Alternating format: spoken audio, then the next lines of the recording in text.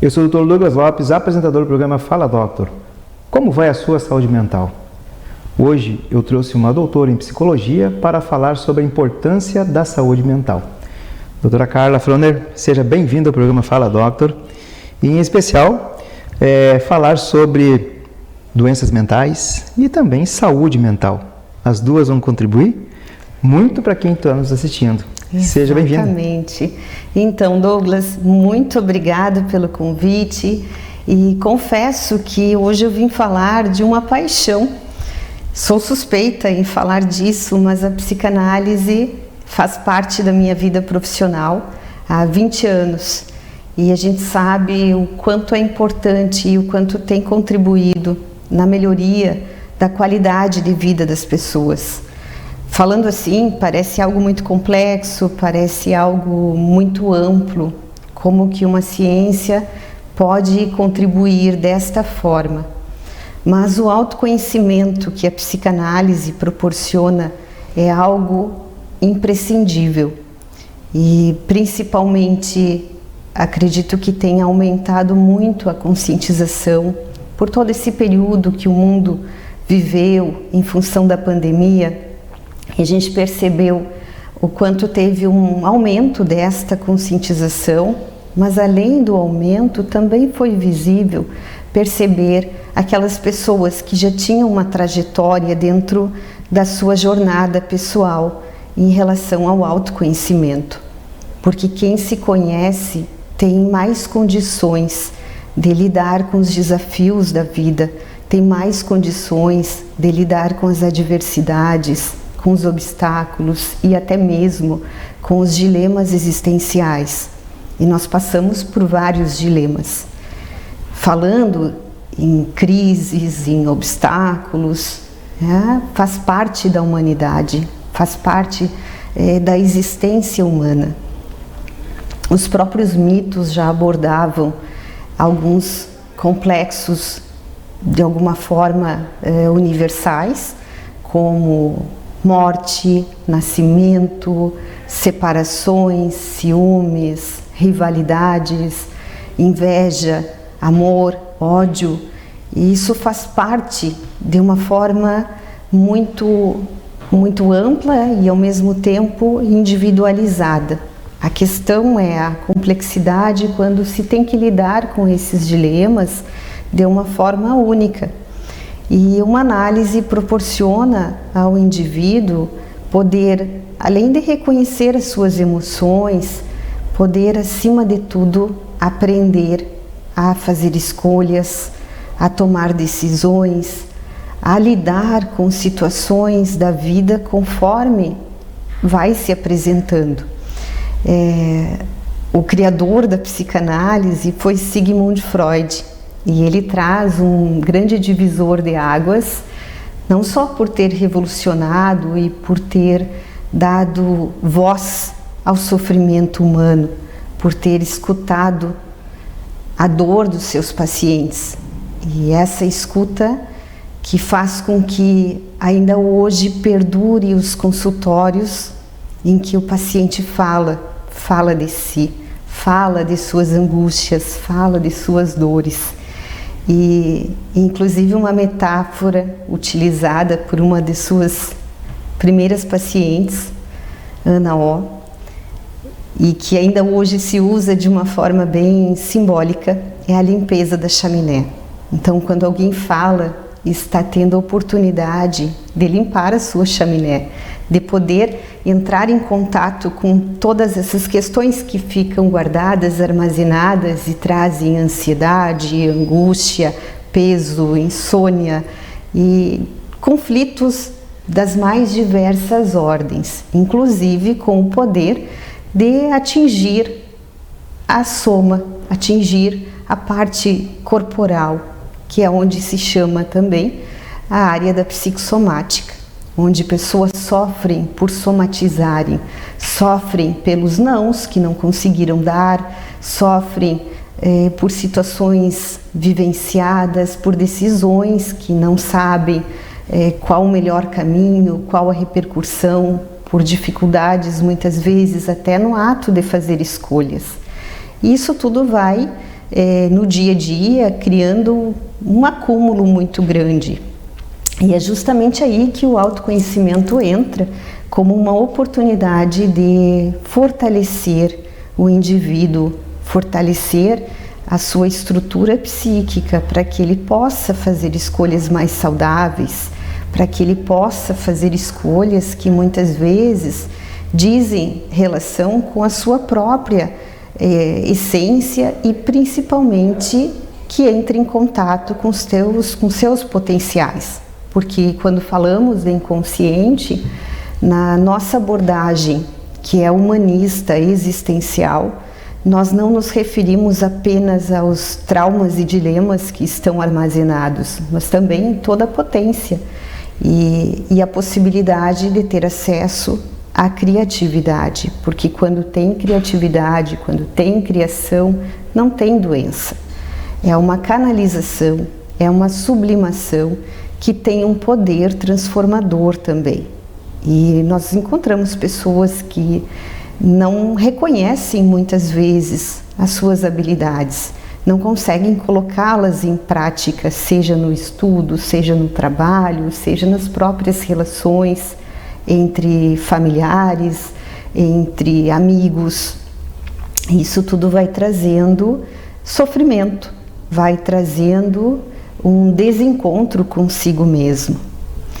E uma outra metáfora que também me chama muita atenção é quando se refere ao ganho de uma análise. É como se trocasse a dor de não estar vivendo pela dor da vida. Isso já Freud afirmava.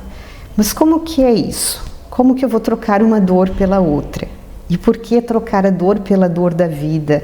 Porque a dor é inevitável, é a dor que não depende de nós. Nós não temos como extinguir situações externas, nós não temos como eliminar esses dilemas que vão seguir acontecendo, mas nós temos como evitar alguns medos, alguns desafios internos em relação ao medo de tentar, ao medo de se relacionar, ao medo de lutar por algo que se acredita muito. Então, mais uma vez, eu reforço a importância do autoconhecimento como aquele aspecto do indivíduo que pode trazer, sim, mais saúde, que pode trazer mais vitalidade, que pode trazer muito mais leveza no dia a dia e até mesmo leveza para enfrentar situações desafiadoras. Nós temos um outro psicanalista humanista que se chama Erich Fromm, que define a vida como a aceitação corajosa, a felicidade como aceitação corajosa da vida. Então muitas pessoas buscam a felicidade e às vezes se busca no lugar errado, se busca fora de si, se busca num entorpecente, se busca num copo, se busca até mesmo numa pílula. E, no entanto, a felicidade ela é intrínseca, ela está ligada, sim, à qualidade de vida, à valorização de alguns momentos. Mas quando falamos de saúde, nós não estamos falando na ausência de doença. Da mesma forma que quando falamos de alegria, nós não estamos falando da ausência de tristeza, porque é um conjunto de emoções, é um conjunto de situações e é exatamente esse conjunto que faz parte do dinamismo da vida, que faz parte desses altos e baixos, que faz com que a vida nos surpreenda, que faz com que nós tenhamos força, determinação, garra, coragem para enfrentar todas as situações vindas em relação ao próprio futuro. Porque muitas vezes algumas emoções ligadas principalmente ao medo também encontra essa ressonância. Como uma definição simples de medo seria uma crença equivocada no futuro.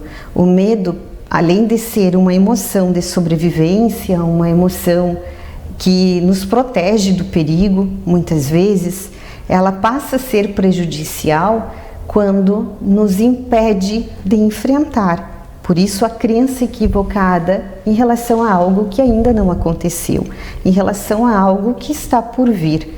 E por medo, muitas vezes as pessoas desistem de tentar, muitas vezes se isolam, muitas vezes acabam entrando numa reclusão interna. E uma análise, ela vai ter a oportunidade de estar sendo muito individualizada. Quando eu falo individual, é justamente por abarcar algumas instâncias. Uma análise pessoal vai estar trabalhando com a instância intrapsíquica, ou seja, é o meu relacionamento comigo mesmo. Diferente de uma análise de casal, por exemplo, que vai estar trazendo à tona o né? A inter-relação, o que do meu comportamento afeta no outro e vice-versa. Assim como o transpessoal, que tem a ver com as minhas atitudes que afetam o grande grupo, que afetam várias pessoas. Mas voltando para o intra, é esse relacionamento intrapsíquico que muitas vezes, sem percebermos, podemos estar trazendo memórias afetivas, podemos estar trazendo memórias emocionais que vêm lá desde o útero materno, ou até antes, através da memória dos nossos ancestrais, que é um aspecto que se chama de transgeracional. É onde se percebe que alguns dilemas, como eu falei anteriormente, podem se repetir de uma geração para outra, até tomar consciência, até poder parar e olhar para essa repetição e entender que mensagem está implícita, o que essa repetição diz respeito à minha história de vida. Por quê? O que está acontecendo aí? Muito bem. Olha só, nós temos aí uns minutinhos de intervalo, mas daqui a pouquinho nós estamos voltando. E vai ser rápido, porque eu estou aqui, ó, vidrado nessa aula. É impressionante. Tem muita coisa pela frente, né? Mas no segundo tempo. Então, até breve.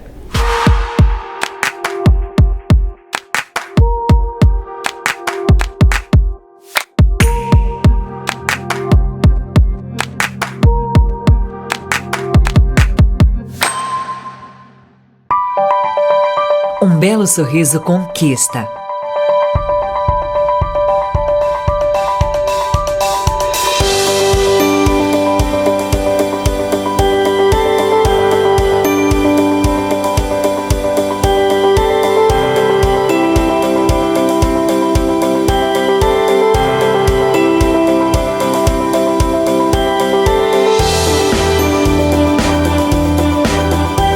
Você já conquistou o seu?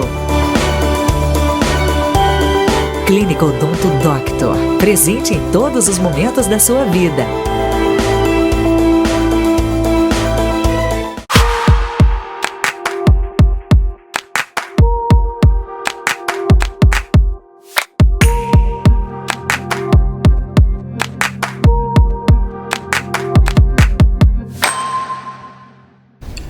Voltamos então no segundo bloco com a doutora Carla Froner sobre a importância da saúde mental.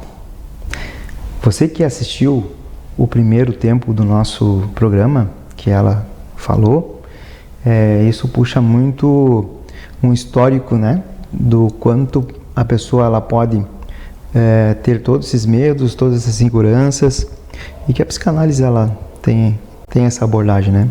E agora então nesse segundo tempo temos mais ainda, então preste bem atenção. Então, Douglas, acredito que seja importante também diferenciar um pouco uma questão que chega muito em relação às diferenças entre as áreas, né? Nós temos a psicologia como uma área que pode ter diversas ramificações, além da clínica e dentro da clínica as suas várias abordagens, da mesma forma que abre um leque para entrar em outras áreas como instituições, organizações, hospitais. e nós temos a psiquiatria como uma residência médica. Enquanto que a psicanálise, ela é uma formação diferenciada. Ela é uma formação que exige do profissional o que se chama de tripé.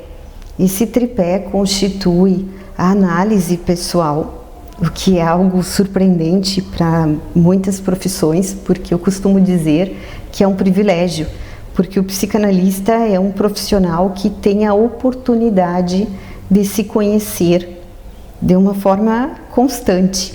É um pré-requisito para uma formação. E além da análise pessoal, nós também temos a questão dos seminários teóricos, o estudo aprofundado dos diversos autores, tanto Freud quanto seus contemporâneos, e conforme a abordagem de cada profissional escolhida. Como eu falei no primeiro bloco, eu me identifico mais com uma abordagem humanista existencial. E a supervisão clínica, então a possibilidade de estar trabalhando, supervisionando, acompanhando casos profissionais, como uma forma também de mostrar a importância desse inconsciente. Em janeiro, nós tivemos uma campanha muito forte e eu pude acompanhar, junto aos meus alunos da formação em psicanálise, a campanha do Janeiro Branco, que ocorre desde 2014, e a gente percebe o quanto vem ganhando força, o quanto vem ganhando visibilidade. Mas o fato de estarmos em abril, eu faço questão de resgatar esse link, porque o Janeiro Branco é apenas uma chamada para mostrar, para defender, para conscientizar sobre a importância da saúde mental e que deve ser alimentada por todos os outros dias do ano, diariamente. E eu lembro muito que no início da pandemia eu fui convidada, acho até que foi pelo diário, para uma reportagem online. E no momento em que se falava muito sobre a higiene, era a palavra do momento, a higiene das mãos, dos objetos, das compras, e isso me trouxe um impacto porque eu passei a defender a higiene mental, a importância da higiene mental. Isso é muito pouco verbalizado e segui sendo uma defensora, agora com esse nome mais ilustrativo, porque fazer uma análise também é uma forma de promover essa higiene, fazendo um contraponto com Freud, que utilizava a expressão da limpeza da chaminé. Então não deixa de ser uma forma de limparmos, de higienizarmos aqueles pensamentos que podem ser até autodestrutivos. Quando eu digo, esse termo pode parecer forte, mas muitas vezes as pessoas se destroem sem ter consciência que estão fazendo. Seria como uma autossabotagem, seria como puxar o próprio tapete, tá? Seria uma forma de se sabotar nos próprios desejos, nos próprios projetos, em vez de utilizar o potencial fluido como uma forma de conseguir alcançar aquele objetivo. Muitas vezes o próprio medo ou outras emoções que servem como um conteúdo latente acabam impedindo aquela pessoa de chegar até o alcance dos seus objetivos. E desta forma também é através da tomada de consciência que se pode estar reconhecendo e percebendo quando isso acontece. Uma outra pergunta muito frequente que ocorre é o que faz um psicanalista, né? O que trata um psicanalista. E como eu falei da formação, é muito importante deixar claro que o principal instrumento de trabalho de um psicanalista é o inconsciente. É essa instância psíquica invisível e que, por mais que se fale muitas vezes em transtornos ou até doenças mentais, não é na mente que ele se localiza, né? O nosso inconsciente, ele está em todo o corpo. Daí a relação do psiquismo com a soma, né? Eu posso ter uma memória tanto afetiva quanto uma memória traumática no braço, na perna, na barriga, em qualquer parte do corpo. E essas memórias muitas vezes também contribuem para que essa história corporal traga muitas vezes à tona lembranças, situações. Mas como que eu vou tratar o inconsciente? Como que eu vou abordar o inconsciente se é algo tão invisível, algo tão sutil? Além de ser uma instância psíquica que é considerado também a sede dos impulsos, dos desejos, aquele que não tem governo, como diz a música, também tem formas, sim, de abordá-lo, que é através da linguagem, através da identificação dos lapsos, dos atos falhos, através da interpretação dos sonhos. E quando eu me refiro aos sonhos, não são somente aos sonhos diurnos, estes também são tratáveis e alimentados, mas os sonhos oníricos, os sonhos noturnos, aqueles sonhos que trazem uma mensagem, que podem muitas vezes trazer um desconforto, uma angústia ou até mesmo um bem-estar. Os sonhos trazem revelações e muitas vezes trazem também aspectos que estão ocultos da consciência, e é através desta interpretação, dentro de uma análise, que se pode conhecer um pouco mais a respeito da realidade do sonhador. Também o psicanalista interpreta as fantasias, que é um outro material clínico bastante rico de simbologias. A questão das somatizações, como eu já falei, e considero muito importante todo o aspecto psicossomático presente e que não descarta o tratamento físico, a devida atenção, mas pegando um exemplo do que aconteceu na própria questão do Covid, né? Nós tínhamos algumas informações recorrentes, vários sintomas que se repetiam para fechar um diagnóstico além do exame clínico. Mas o interessante é que a tosse que poderia estar presente numa pessoa e ter uma descrição não é a mesma tosse presente em outra e ter outra descrição. A falta de ar, por exemplo, também pode representar toda uma simbologia naquele momento, o contexto emocional, o contexto em que a pessoa se encontrava, mais frágil ou mais fortalecida. E aí a gente sabe também a importância, junto com a higiene mental, de estar defendendo um sistema imunológico fortalecido. E no âmbito emocional, como que eu vou fortalecer o meu sistema imunológico? Então tem muitas formas, e reconhecer as emoções e poder estar também investindo em emoções consideradas mais saudáveis. E quando eu falo assim, eu não gosto de usar a terminologia que existem emoções boas ou ruins, porque nenhuma emoção é ruim.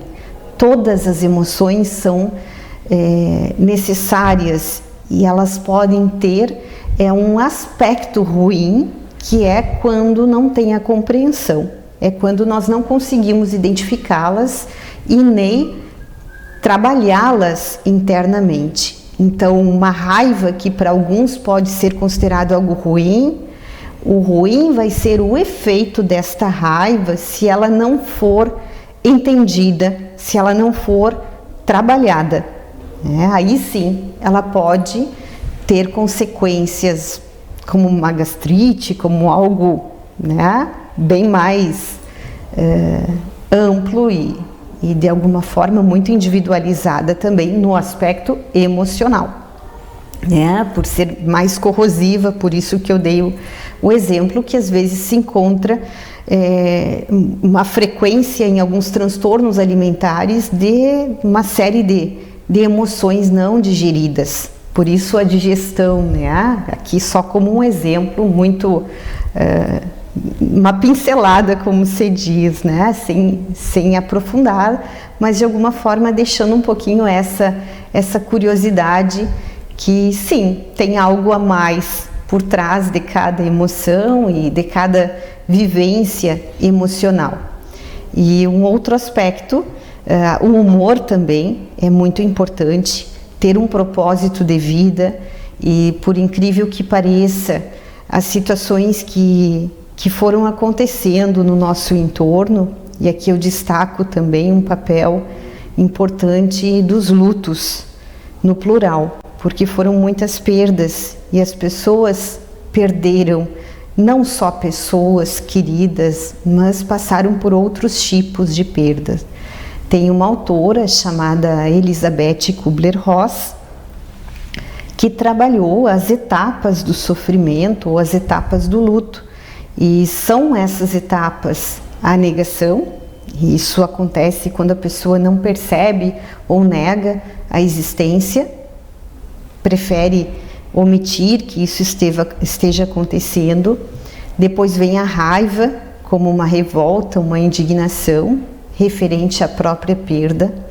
A barganha geralmente ocorre naquela negociação, mas por que comigo? Por que agora? Podendo inclusive julgar e projetar porque Deus fez isso, ou porque tinha que ser assim, porque fulano e não Beltrano, que não tem o mesmo objetivo, colocando toda uma raiva também deslocada aí, através dessas barganhas. A fase da depressão, que seria considerada a quarta etapa, como uma tristeza, como um sofrimento de fato necessário para elaborar todas essas etapas anteriores. E a quinta etapa, que seria a tentativa de resolução desse luto, seria a fase da aceitação, do entendimento, da elaboração de todo o processo. E de alguma forma, quando nós voltamos nesta relação com a saúde emocional, é muito importante reconhecermos as nossas emoções, os estágios, as etapas, situações e dilemas vivenciados no dia a dia e como esses dilemas podem estar afetando. E por mais que hoje, falando de um contexto atual da pandemia, mesmo que muitas situações estejam sendo retomadas, muitos projetos novos nasceram, nós ainda precisamos olhar para o efeito rebote, nós precisamos olhar para situações que no plano emocional não andou na mesma proporção ou no mesmo ritmo. Então ainda tem situações ligadas a esse porvir. Por mais que tenha passado um período de crise ou ápice, vão vir situações que vão estar nos lembrando, nos recordando, né? Como, por exemplo, o que aconteceu nesse período há um ano atrás. A memória vai vir, a lembrança e às vezes até algo que traga como uma afetação. E falando em afeto, para concluir, né? Além da análise ser uma experiência afetiva ligada ao amor próprio, também tem uma definição de afeto que eu gosto muito, que tem a ver com tudo que nos afeta. Ou seja, o afeto não é só algo bom e prazeroso, o afeto é tudo que nos afeta, até mesmo algo que daqui um pouco possa ser desagradável, mas se me afetou, então tem um afeto aí. E agora, para finalizar, eu sempre gosto que deixe uma mensagem para esse público que está nos assistindo. Então, se vocês chegaram até aqui, no final desse programa, eu gostaria de agradecer a oportunidade de estar falando desta paixão, como eu falei lá no início, E principalmente, a mensagem que eu deixo é que cada um possa refletir sobre a sua qualidade de vida. O que eu posso buscar, o que eu posso melhorar, né? Será que tem algo que eu possa estar promovendo, investindo, fazendo para ter uma maior qualidade de vida, passando pelo autoconhecimento? Não importa a área, mas importa sim dedicar tempo, dedicar espaço para olhar para a saúde emocional. Mas também importa, e hoje a gente tem bastante demanda, bastante oferta, né? Principalmente com a ascensão das mídias, importa a qualidade, a formação do profissional. Isso também fica uma dica. Com certeza, sem dúvida. Carla, obrigado pelo presente de hoje. É uma dádiva ter, além de ti, tantos outros que passam por aqui pelo Fala Doctor, e que vocês, telespectadores que estão nos assistindo, vocês têm algo grandioso dentro do Fala Doctor, que são esses profissionais que estão aqui para falar sobre saúde, né, sobre qualidade de vida, mas também problemas que acontecem, mas esses problemas também têm solução e que depende muito do eu, né, do seu autoconhecimento. Exatamente.